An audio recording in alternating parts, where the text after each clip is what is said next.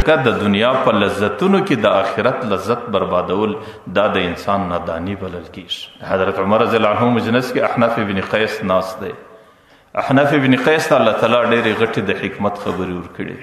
حضرت عمر رضی الله عنه د احنف ابن قیس پوښتنه کوي، ورته احنف دنیا کې بے وقوفه انسان څوک دی چې ډېر نادان دی او ډېر بې عقل دی او ډېر بې وقوف دی، هغه کوم انسان دی په دنیا کې؟ احنف ابن قیس ورته امیر المؤمنین چې کم سړی د دنیا د معمولی لذت په خاطر د آخرت او د جنت دایمي لذت برباد کی، د دنیا د معمولی عزت په خاطر چې دی په دنیا کې پیدا کوي د جنت د عزتونو څخه بې نصیبه سي، او د دنیا د معمولی مال او دولت په خاطر چې دی دلته شوقي دی او دی د هغې په عشق او په شوق کې سرګردانه دی، د جنت د نعمتونو د مالونو او دولتونو څخه دی محروم سي. ورته زما په عقیده کې په دنیا کې در دې ډېر بې وقوف بل انسان نشته. حضرت عمر رضی الله عنه احنف ابن قیس ته وایي د دنیا احمق څوک دی؟ احمق دا معنی چې در دې نو بې عقل خدای نه دی پیدا کړی. بس هغه ورته د دنیا احمق انسان به هغه څوک دی چې د هغې دماغ داسې خرابي ته رسېدلی چې هغې د بل د عزت په خاطر خپل آخرت عزت برباد کړي، د بل د مال و دولت په خاطر د آخرت د خپل مال و دولت څخه محروم سي، او د بل د ګټې په خاطر ځان د تاوان سره مخامخ کړي چې بس زما تربور دی او زما مشر دی، زما لیډر دی، زما پلان دی، چې هغې عزت ته ورسیږي، هغې منصب ته ورسیږي، هغې مال و دولت ته ورسیږي، ما سهار و ماښام د ځانه لیونی ور جوړ کړی دی، نه روا ګورم نه ناروا ګورم، نه جایز ګورم نه ناجایز ګورم. نو حضرت احنف ابن قیس ورته در دې نو بې وقوفه سړی الله په دنیا کې بل نه دی پیدا کړی چې د بل د عزت دپاره، د بل د منصب دپاره، د بل د خوشحالۍ دپاره خپل آخرت سړی برباد کړي. دا د زندګۍ بدترین انسان بلل کېږي. نو زه دا وایم چې زندګي دا ډېره فاني ده، زندګي ډېره ژر ختمېدونکې ده، او زندګي ډېره عارضي ده، او زندګي ډېره د مشکلاتو او پریشانیو ډکه زندګي ده. دا زندگی الله تعالی د دې دپاره راکړې ده چې د دې څه وروسته کوم منازل دی هغه منازل موږ ته کې اوساس، چې کوم شی الله د کوم مقصد دپاره راکړی دی چې موږ رستنی منازل ځان ته کې اسانه کړو، لیکن د کم بختۍ په خاطر هغې موږ د هغې برعکس کار کوو، هغه زندگی د دې دپاره استعمالوو چې هغه منازل د ځان دپاره قیدخانه کړو، چې هغه منازل د ځان دپاره برباد کړو، هغه منازل د ځان دپاره ستړي کړو. حالانکه د مرګه د دنیا څخه چې سړی مرګ ته ورشوسي، قبر ته ورشوسي، د انسان سره څه کېږي؟ بیا د انسان چې د دنیا کې هر څه ګټلی دي، بیا چې په دنیا کې انسان هر څه لیدلی دي، بیا چې په دنیا کې انسان هر څه خوړلی دي، بیا چې په دنیا کې انسان هر څومره عزتونه پیدا کړي دي، د قبر کې بیا هغې غریب ته دا شام په څه شه باندې ورسي؟ روایتو کې راځي انسان چې قبر ته ورشوسي د انسان 5 حصې سي، بدن یې سره 5 حصې سي، د انسان روح دا ملک الموت وړي عزرائیل علیه السلام یې ځینې وي، که نیکبختو د هغې روح اعلی علیین ته ورسي چې د اسمانو سلوړ د الله د عرش لاندې دی، او که بدبختو د هغې روح سجین ته ورسي، سجین در دې 7 ځمکو لاندې قیدخانه ده، او د انسان بدن او غوښه دا د ګور او د قبر چنجان وخوري، د انسان مال او دولت د انسان وارثان یوس، د انسان اډوکې وپلې دا ټوله د قبر خارې وخوري، او چې انسان په دنیا کې څه نیک عملي کړي هغې ټوله قرضداران یوس. انسان بس ځله 5 ځایه سو، د انسان زندگی ختم سو.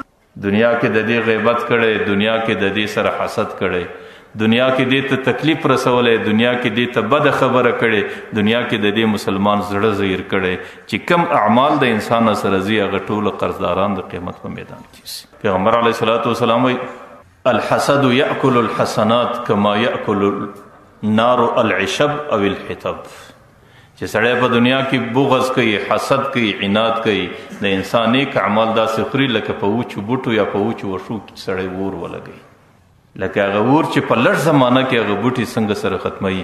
د انسان چې څومره لمنځونه دي، څومره روژې دي، څومره عبادتونه دي، چې د مسلمان سره سړی حسد و بغض کوي یا مسلمان ته تکلیف رسي، هغه به د هغې دی قرضداره دی، هغې د قیامت په میدان کې ځینې پورته کوي. بس نو انسان ته بیا وروسته یو شی نه ورپاتېږي چې انسان دلته په دې دنیا کې څه راجمع کړي هغه څه کېږي. حضرت علی رضی الله عنه به درې ته ودرېد، اولیا اهل القبور، اے مړو، اے په قبرو کې پرتو انسانانو، تاسو څه خبر یاست؟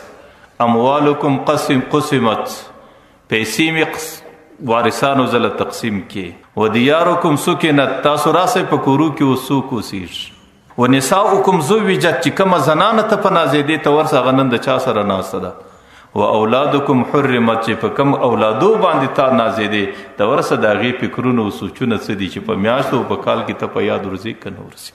لکه یو حدیث شریف راځي چې کله مرده خلک په قبر کې کښېږدي او دوی خاورې ورپسې واچي نو ملایکه راسي دا مټ د دې خارو ډک کړي پر دې پاتو انسانانو یې وپاشي وایي زه یې سترګې مې د خارو ډکې سه دی پرېږدي موږ پرېږدی تی په خپله زندګي پسې.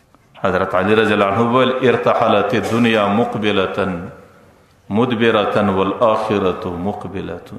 ای خلکو دنیا کډه کړې ده راسه روانه ده، والآخرة مقبلة آخرت را باندې را روان دی.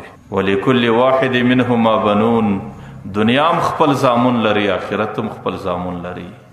فکونو من ابناء الاخره ولا تکونو من ابناء الدنیا. ای خلکو د ځانه سه د آخرت زامن جوړ کړئ، د ځانه سه د دنیا زامن مه جوړوئ. ولی فإن كل ام یتبعها ولدها. د قیامت په میدان کې هر بچی په خپله مور پسې. روایت کې راځي چې د قیامت په میدان کې الله تعالی د ټول انسانیت مخ ته دنیا را شوکي، د هغې به بد رنګي د یو بوډۍ په شکل، د هغې سترګې به د خارو ډکي، د هغې مخ به په خارو خټو باندې لاړلی چې څومره بدرنګه شکل دی، په هغه شکل کې به یې ودروي. ټول انسانیت ته به وایي چې دا پیژنئ، انسانان به ورته نه یې پیژنو، دا ستاسو معشوقه ده چې پر کوم شي باندې تاسو عاشقان یاست هغه دغه ده چې سهار هم د دې دپاره ځغاستې، ماښام هم د دې دپاره ځغاستې، او سهار و ماښام او ورځ و شپه دې ټوله د دې په راجمع کولو او دې ته په لاس رسولو کې تېروله، هغه معشوقه مې دغه ده چې د هغې په خاطر نه و قرابت کولو ته تیار وې، د هغې په خاطر نه د همسایتوب حق ادا کولو ته تیار وې، د هغې په خاطر باندې نه د الله حکمونو منلو ته تیار وې، د هغې په خاطر نه د پیغمبر علیه صلات وسلام سنت پر ځای کولو ته تیار وې. دغه ستاسو معشوقه ده، دغه حقیقت ته یې اوس ورته وګورئ. نو انسانیان به بیا هلته ډېر ندامت کوي چې الله ما ورځ په څه کې تېره کړه، د چا په عشق کې مې تېره کړه، پر ما باندې شپه په څه کې تېره سوه، زما سهار و ماښام زما څه څومره ضایع ولاړلو چې هغې دلته په دې ورځ ماله په یوه زره پشه نه راغله. بیا به الله تعالی هغه دنیا ملایک ته وایي چې دنیا جهنم له کش کړي. دنیا به چیغې کړي چې الله زه جهنم له نه ځم. الله تعالی ورته وایي څه غواړې؟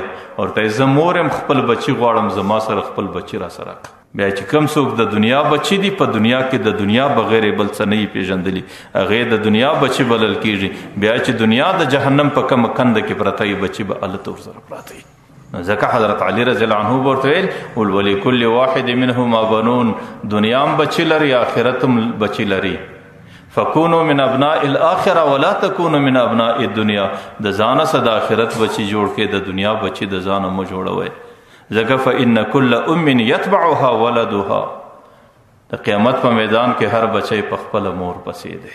فإن اليوم يوم عمل ولا حساب. ای خلکو نن د عمل ورځ د هیڅ حساب نسته چې څومره کولی سئ هغومره وکړه. والغد غد حساب ولا عمل. سبا ورځ که راورسېده بیا خو د حساب ورځ دلته بیا عمل نسته. نو چې کله د حساب ورځ را رسېږي د هغې څه مخکې نیک عملي کول، او بیا به د حساب په ورځ سړی د پریشانۍ او پښیمانۍ سره نه مخامخ. ځکه دنیا دا الله تعالی مصنوعي شکل ورکړی دی، او مصنوعي شکل صرف دوکه ده. ځکه الله تعالی انسانانو ته لا تغرنکم الحیات الدنیا، د دنیا په دې مصنوعي شکل چې خطا نه وځئ، چې ظاهر لذت دی، ظاهر خوند دی، ظاهر زیب دی، ظاهر زینت دی، لیکن د دې څه وروسته د دې باطن صرف مشقت دی، د دې باطن صرف بدخوندي ده، د دې باطن صرف بدرنګي ده. نو دنیا الله تعالی پیغمبر علیه السلام ته هلته ورښکاره کوي.